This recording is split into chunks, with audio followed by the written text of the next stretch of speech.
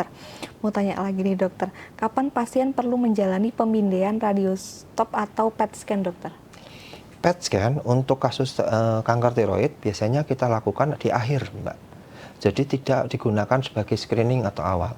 Jadi PET scan ini akan bermanfaat untuk kasus tiroid, terutama pada kasus-kasus tiroid yang purdif ataupun yang sudah mengalami mutasi. Jadi di terapi berapa kali dia tidak respon-respon.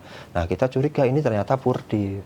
Jadi kalau secara normal, karena kita nyebutnya well diff, metabolismenya kecil, Mbak.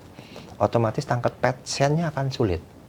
Nah, saat dia purdif, metabolismenya besar, tangkapannya baru akan tinggi. Makanya dia biasanya, atau yang sudah mengalami mutasi, dia baru bisa kelihatan di PET scan. Makanya tidak disarankan atau direkomendasikan dilakukan pada awal kanker tiroid. Kita harus pastikan dulu ini kankernya masih yang tipenya purdif atau yang tipenya well diff. Jadi kalau purdif bisa kita lakukan, tapi kalau yang well diff kita tidak rekomendasikan untuk dilakukan di awal. Baik dokter, jadi untuk PET scan ini untuk yang pure diff ya dok ya. Iya. Kalau yang well diff nih tidak disarankan ya Di dok, karena awal, masih iya. kayak baik gitu Iya, kankernya karena ya, nanti dok kan ya. kita tidak bisa menentukan ini tumor jinak atau kanker. Karena secara umum dia gambarannya hampir kayak tumor jinak. Wow, ternyata gitu ya dok, kanker tuh beda-beda ya dok. Walaupun Beda-beda. katanya ganas, tapi ternyata juga ada yang baik, setengah baik gitu ya dok ya.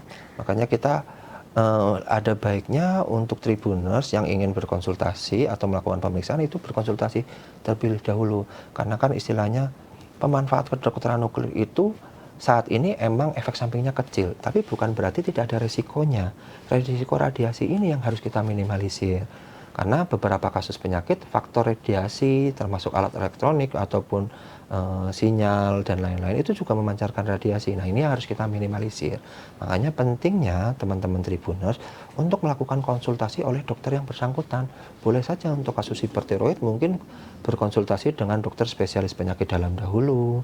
Tapi kalau untuk kasus-kasus kanker tiroid mungkin ke bedah onko atau THT onko untuk menentukan langkah selanjutnya.